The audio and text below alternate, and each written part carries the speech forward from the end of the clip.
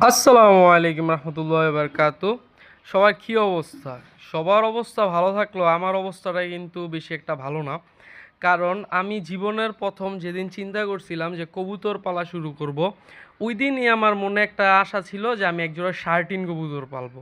তো যেমন কথা তেমন কাজ, জীবনের প্রথম কবুতর কিনলাম একজোড়া শার্টিন। তো অনেকে অনেক কথা বলল যে শার্টিন ঠিকমতো ডিম দিবে না, ডিমে দিলেও ডিমে তা দিবে না, এটা সেটা। কিন্তু আলহামদুলিল্লাহ আমার শার্টিনের জোড়াটা খুব ভালো রেজাল্ট করতেছিল, ভালোভাবে ডিম দিতেছিল, ডিমে তা দিতেছিল। কিন্তু ভাই হয়তো কেউ নজর লাগছে অথবা আমার ওই কোনো একটা ভুল ছিল তাদের যত্নে, যে ভুলের কারণে হলো কি আমার শার্টিনের যে মাদিটা এটা টাল হয়ে গেল।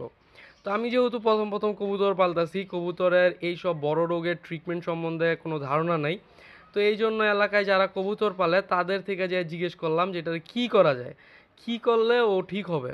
তো ম্যাক্সিমামে বলল যে ওকে ফালায় দাও, অনেকে বলল বাতিল, ওরে দিয়ে আর কিছুই হবে না।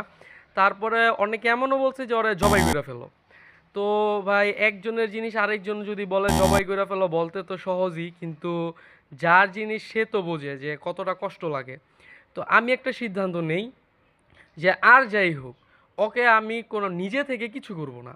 মানে আল্লাহ যদি ওর হায়াত না রাখে, ওই আল্লাহ ওরে নিয়ে যেতে চাইলে নিয়ে যাবে, কিন্তু আমি আমার শেষ চেষ্টা পর্যন্ত করতে থাকবো।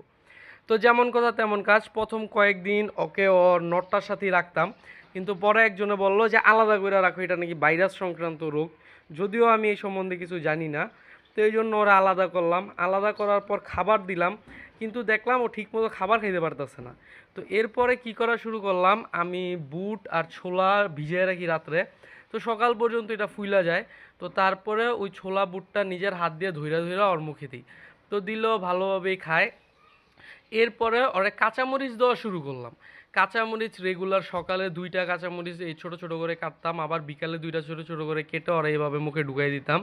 আর তারপরে সকালে যখন ওকে খাওয়াইতাম, খাওয়ানোর পর ওরে কঠোর রোদে রেখে দিতাম। তো আলহামদুলিল্লাহ এই রেজাল্টটা করার পর মাশাল্লাহ দিলে একটু ভালোই হইতেছিল। মানে প্রথম এই যে যে ভিডিওতে দেখতেছেন এগুলো অনেক আগের ভিডিও, মানে কি 5-6 দিন আগের ভিডিও।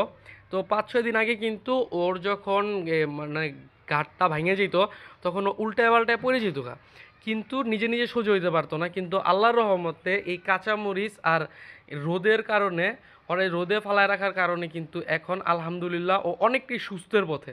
তো আমি এই ভিডিওটা এই জন্য বানাইলাম যে একজনের জিনিস আরেকজন অনেক সহজেই বইলা ফেলে যে ওরা ফালায় দাও বা ওরা কেউ দিয়ে দাও, ওর দ্বারা আর কিছু হবে না। কিন্তু শখের জিনিস যারটাতেই বোঝে, একটু কষ্ট করলেই হয়তো এটা সুস্থ করা সম্ভব। আর আমিও চেষ্টা করতেছি, এই যে দেখেন এটা অনেক আগের ভিডিও, মানে 5-6 দিন আগে।